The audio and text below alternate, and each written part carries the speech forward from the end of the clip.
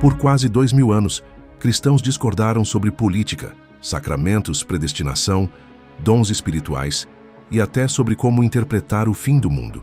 Mas havia um ponto em que católicos romanos, ortodoxos orientais, luteranos, reformados e anglicanos históricos pareciam concordar. O ofício pastoral era masculino. Não é um detalhe pequeno.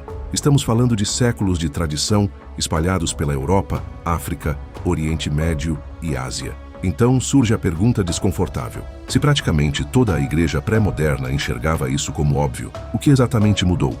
A Bíblia foi reinterpretada? Ou a cultura moderna começou a reinterpretar a Bíblia? Porque a primeira ordenação feminina amplamente reconhecida no protestantismo moderno só acontece em 1853, com Antoinette Brown Blackwell. E, ao mesmo tempo, existe outro fato impossível de ignorar. A Bíblia está cheia de mulheres fortes, influentes e espiritualmente decisivas. Profetisas, juízas, missionárias, mulheres que confrontaram reis, mulheres que anunciaram a ressurreição de Cristo antes dos próprios apóstolos. Então, como essas duas coisas podem coexistir? Como a fé cristã pode afirmar a dignidade espiritual total das mulheres e ainda assim restringir determinados ofícios? É tradição humana? Machismo religioso? Ou existe uma lógica teológica mais profunda por trás disso? E isso é exatamente o que você vai entender nesse vídeo.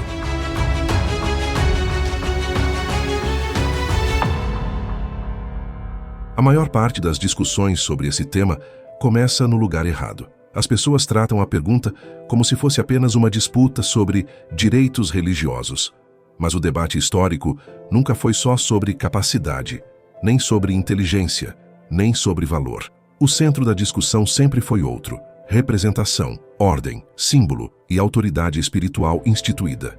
Nesse vídeo você vai entender por que praticamente toda a história da igreja sustentou um pastorado masculino, a diferença decisiva entre ministério e ofício, que muda completamente o debate, o que Paulo de Tarso realmente argumenta em 1 Timóteo e 1 Coríntios. Porque C.S. Lewis acreditava que masculino e feminino carregam um significado teológico eterno. E por que qualquer liderança masculina que imita poder, controle ou autoritarismo está contradizendo o próprio Cristo que diz representar?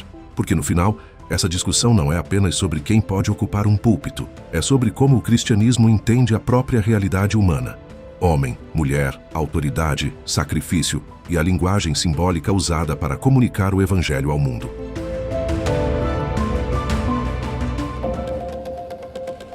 Existe um detalhe histórico que quase nunca aparece nas discussões modernas sobre pastorado feminino, e ele muda completamente o tom do debate. Durante praticamente toda a história da igreja cristã, o entendimento predominante era de que o ofício de governo espiritual da igreja pertencia aos homens.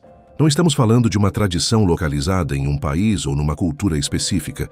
Estamos falando de séculos de continuidade entre cristãos que discordavam sobre quase tudo. A Igreja de Roma dizia isso. As igrejas orientais também, os reformadores protestantes também. De Agostinho de Hipona a Tomás de Aquino, de Martinho Lutero a João Calvino. O consenso atravessa continentes, línguas e civilizações inteiras. E isso importa por um motivo simples. Quando uma interpretação completamente nova aparece quase 2000 anos depois dos textos originais, a pergunta natural não deveria ser como ninguém percebeu isso antes, mas o que tornou essa nova leitura possível agora? A primeira ordenação feminina amplamente reconhecida em uma denominação protestante aconteceu apenas em 1853, com Antoinette Brown Blackwell. E não por acaso, isso acontece no mesmo século em que o Ocidente passa por transformações radicais, na compreensão de igualdade, direitos individuais e papéis sociais. O ponto aqui não é dizer que toda mudança moderna está errada, nem que tradição automaticamente significa verdade. O ponto é outro. Um consenso tão amplo deveria, no mínimo, produzir humildade intelectual. Não é uma divergência pequena, é uma ruptura histórica gigantesca. Porque pense no que isso significa na prática. Se o igualitarismo pleno estivesse claramente ensinado nas Escrituras, no sentido de todos os ofícios e funções da Igreja serem igualmente acessíveis a homens e mulheres, então seria necessário concluir que praticamente toda a Igreja cristã interpretou erroneamente textos centrais por quase 20 séculos. Isso incluiria comunidades separadas geograficamente durante mais de 1000 anos. Cristãos sírios, bizantinos, latinos, reformados suíços, monges do deserto, teólogos medievais, pastores puritanos, todos chegando essencialmente à mesma conclusão sem coordenação moderna entre si. E aqui surge um detalhe importante. Muitas pessoas assumem que posições tradicionais sobre gênero nasceram simplesmente de misoginia social. Mas historicamente isso não explica tudo, porque a própria Igreja preservou, ao longo dos séculos, histórias de mulheres veneradas por sua coragem, sabedoria e liderança espiritual. Mártires, missionárias, abadesas, professoras, mulheres que aconselhavam reis e bispos. Algumas exerceram influência gigantesca sobre o cristianismo. O debate nunca foi: mulheres podem servir? A pergunta sempre foi mais específica: existe um ofício instituído de autoridade pastoral que carrega uma representação simbólica particular? E é exatamente aqui que a discussão muda de nível, porque o conflito moderno frequentemente mistura duas perguntas completamente diferentes. A primeira é: mulheres podem ensinar, servir, liderar ministérios e exercer dons espirituais? A segunda é: existe um ofício específico de governo e ensino autorizado que a Bíblia reserva aos homens? Durante quase toda a história cristã, a resposta para a primeira pergunta foi sim. E para a segunda também foi sim, mas de forma limitada ao sexo masculino. O problema é que hoje essas duas categorias foram fundidas como se fossem idênticas, e isso cria uma confusão enorme. Porque se ministério e ofício forem a mesma coisa, então qualquer restrição parece arbitrária. Mas se forem categorias diferentes, toda a estrutura do debate muda, e é exatamente aí que entram os textos bíblicos mais difíceis do Novo Testamento. Só que antes de analisar essas passagens, existe uma distinção fundamental que precisa ficar absolutamente clara.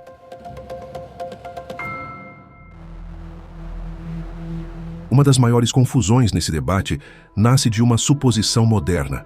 A ideia de que liderança espiritual é uma categoria única, como se toda forma de influência, ensino, autoridade e serviço dentro da igreja fosse exatamente a mesma coisa. Mas a Bíblia não trata assim.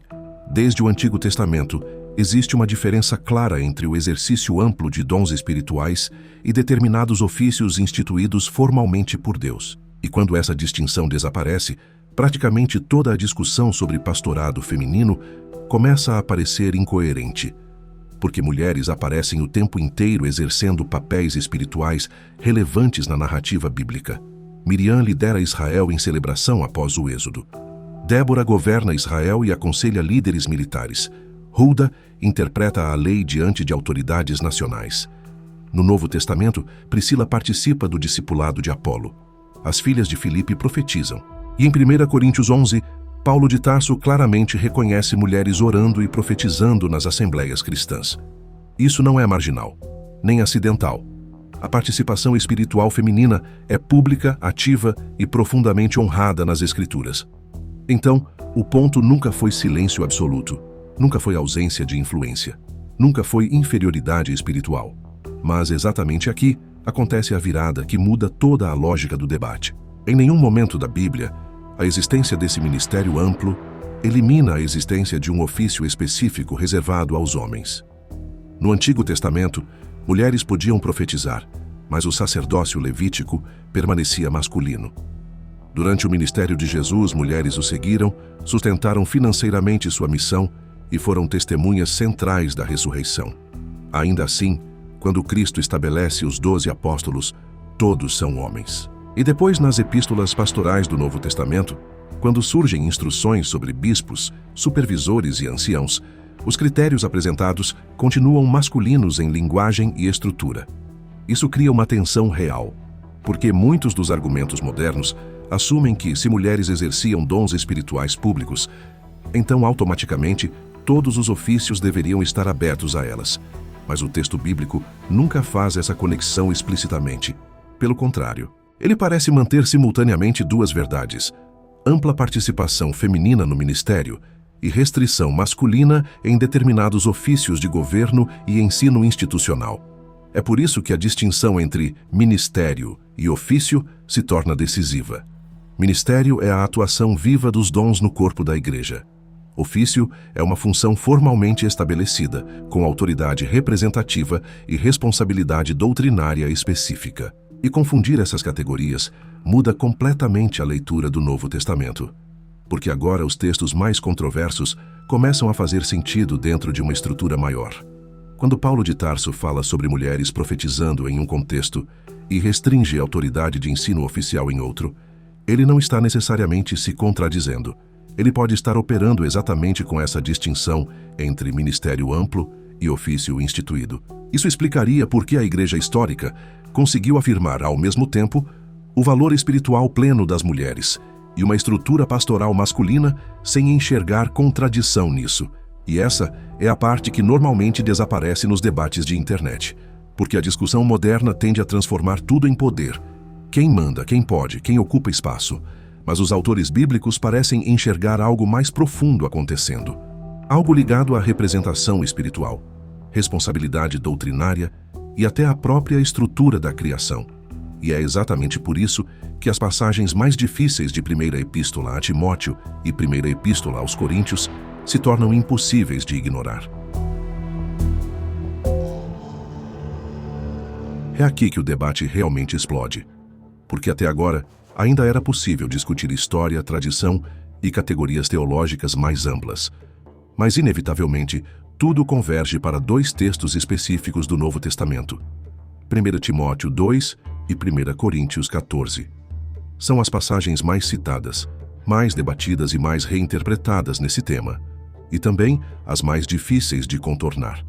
Em 1 Timóteo 2, Paulo de Tarso escreve: "Não permito que a mulher ensine, nem exerça autoridade sobre o homem." Já em 1 Coríntios 14, ele afirma que as mulheres devem permanecer em silêncio nas igrejas durante determinado contexto da reunião. Durante décadas, intérpretes tentaram explicar esses textos como respostas temporárias a problemas locais específicos. Mulheres mal instruídas em Éfeso, desordem litúrgica em Corinto, influências pagãs regionais. E à primeira vista, isso parece plausível. Afinal, o Novo Testamento frequentemente responde a problemas concretos das igrejas. O problema é que o próprio texto cria dificuldades para essa interpretação puramente cultural. Porque Paulo não fundamenta sua instrução dizendo: "As mulheres de Éfeso estão causando confusão", ou "a cultura local exige isso temporariamente". Em vez disso, ele recua até Gênesis. Porque primeiro foi formado Adão, depois Eva. Ou seja, o argumento dele não nasce da cultura romana do século I, nasce da ordem da criação. E isso muda completamente o peso da passagem. Não é um argumento sociológico, é teológico. E existe outro detalhe ainda mais desconfortável. Em 1 Coríntios 14, Paulo afirma que essa prática acontece em todas as igrejas dos santos. Isso torna extremamente difícil reduzir o texto a uma situação exclusivamente local, porque o próprio autor universaliza a instrução. Ao mesmo tempo, existe uma aparente contradição dentro da própria carta aos Coríntios.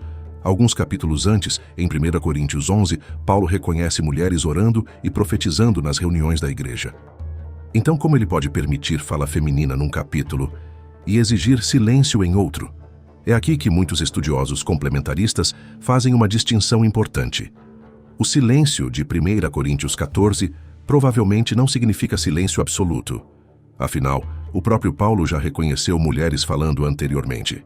O contexto imediato do capítulo envolve julgamento de profecias, avaliação doutrinária e ordem no ensino congregacional. Em outras palavras, o silêncio pedido parece estar ligado especificamente ao exercício de autoridade magisterial e supervisão doutrinária pública, funções associadas ao ofício de liderança da igreja, não a proibição de toda participação verbal feminina. Isso explicaria por que a igreja histórica conseguiu harmonizar os textos sem concluir que mulheres deveriam permanecer caladas em todos os sentidos. Mas perceba o tamanho da implicação aqui. Se Paulo realmente fundamenta essa distinção na criação, então o debate deixa de ser apenas sobre eficiência prática ou adaptação cultural. Ele passa a envolver a própria maneira como homem e mulher foram concebidos dentro da teologia bíblica. E é exatamente nesse ponto que o assunto sai do terreno da exegese e entra na ontologia. Porque agora a pergunta já não é mais: mulheres conseguem liderar? Historicamente e biblicamente, a resposta é obviamente sim em muitos contextos. A pergunta passa a ser outra. Existe um significado simbólico e espiritual inscrito na diferença entre masculino e feminino que transcende competência individual? E é aí que autores como C.S. Lewis entram na discussão de forma surpreendente. Porque para Lewis, o cristianismo não trata homem e mulher como peças biológicas neutras e intercambiáveis. Ele enxerga algo mais profundo, algo ligado à própria estrutura simbólica da realidade. E quando essa ideia aparece, toda a discussão sobre pastorado ganha uma dimensão muito maior do que a maioria das pessoas imagina. Não é apenas sobre liderança eclesiástica, é sobre o que significa ser homem e mulher diante de Deus. Até aqui nós vimos que praticamente toda a história da Igreja sustentou um ofício pastoral masculino. Vimos também que a Bíblia diferencia ministério espiritual amplo de ofício instituído de autoridade e ensino. E vimos que Paulo de Tarso fundamenta suas instruções não apenas em cultura local, mas na própria criação. Só que agora o debate fica ainda mais profundo, porque a pergunta deixa de ser simplesmente quem pode ocupar um cargo religioso. Ela passa a ser: homem e mulher carregam significados espirituais diferentes dentro da própria estrutura do universo cristão? E é exatamente aqui que entra um argumento filosófico de C.S. Lewis que até hoje divide teólogos, pastores e estudiosos. Porque se ele estiver certo, a discussão sobre pastorado não é apenas institucional, ela é simbólica. E mexer nisso muda a própria linguagem usada pelo cristianismo para comunicar o evangelho.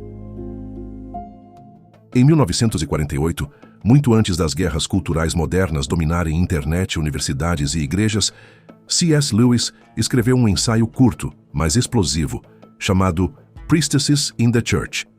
E o argumento dele não começa em textos isolados de Primeira Epístola a Timóteo ou Primeira Epístola aos Coríntios. Ele começa numa pergunta muito mais funda. Masculino e feminino significam alguma coisa além de biologia? Para Lewis, a resposta era sim, e de forma radical. Na visão cristã clássica, homem e mulher não seriam recipientes neutros e intercambiáveis para uma alma humana genérica. A diferença sexual faria parte da própria linguagem simbólica usada por Deus para revelar verdades espirituais ao mundo. É por isso que o Novo Testamento descreve repetidamente Cristo como esposo e a Igreja como noiva. Não apenas em um verso isolado, mas numa estrutura simbólica que atravessa toda a Bíblia. Em Epístola aos Efésios, capítulo 5, o casamento é apresentado como um reflexo vivo da relação entre Cristo e a Igreja. O marido representa sacrificialmente Cristo.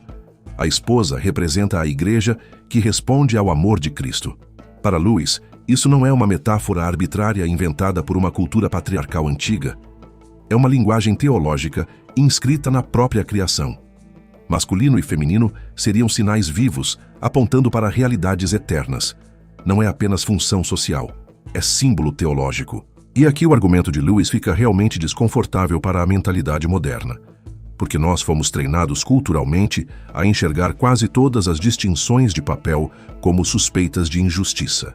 Então, quando ouvimos que determinado ofício é masculino, imediatamente traduzimos isso em termos de valor, capacidade ou opressão. Mas Lewis argumenta que isso pode ser um erro de categoria. Para ele, trocar deliberadamente os símbolos masculino e feminino dentro da estrutura sacramental e pastoral da Igreja seria como alterar os elementos de uma linguagem revelacional dada pelo próprio Deus. No ensaio, ele chega a dizer que agir como se homem e mulher fossem completamente intercambiáveis em todos os sentidos seria tratar símbolos vivos como figuras geométricas. Como se sexo fosse apenas um detalhe mecânico sem significado espiritual algum. E aqui está o ponto central. A restrição pastoral nessa visão não existe porque homens são mais inteligentes, mais santos ou mais capazes. Existe porque o ofício pastoral carregaria uma dimensão representativa ligada ao modo como Cristo se relaciona com sua Igreja. Isso também explica por que a tradição cristã histórica sempre conectou casamento, liderança espiritual e simbolismo teológico numa mesma estrutura coerente. E de repente o debate muda completamente de formato. Porque agora já não estamos discutindo apenas política eclesiástica. Estamos discutindo a própria arquitetura simbólica do cristianismo. Isso ajuda a entender por que esse tema produz reações tão intensas dos dois lados. Porque, no fundo, as pessoas não estão debatendo apenas funções religiosas. Elas estão debatendo o significado da diferença entre homem e mulher. Para uma visão moderna mais individualista, papéis diferentes parecem automaticamente injustos. Para a visão cristã clássica defendida por Lewis, porém, diferença não implica inferioridade, implica significado. Assim como numa orquestra diferentes instrumentos possuem funções distintas sem terem menos valor por isso. Claro, esse argumento não encerra o debate. Muitos cristãos rejeitam completamente essa leitura simbólica e acreditam que as restrições pastorais refletem apenas contextos antigos já superados. Mas o ponto importante é perceber que a posição histórica cristã nunca se enxergou como simples machismo institucionalizado. Ela se entendia como parte de uma visão maior sobre criação, encarnação, casamento e redenção.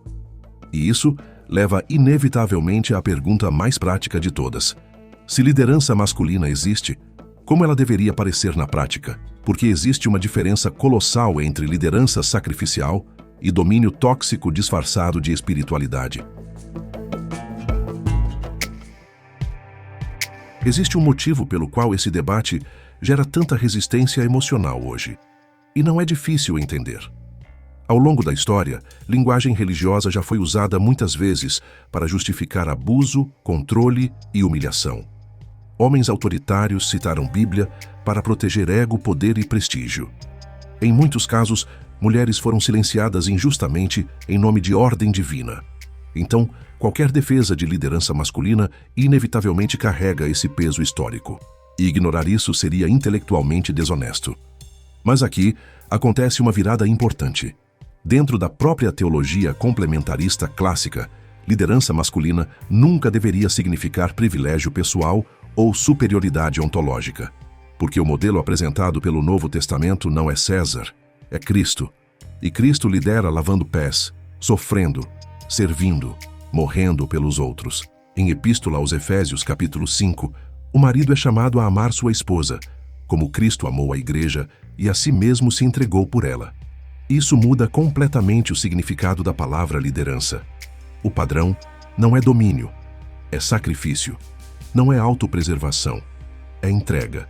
Não é usar autoridade para ser servido, é usar responsabilidade para carregar peso em benefício do outro.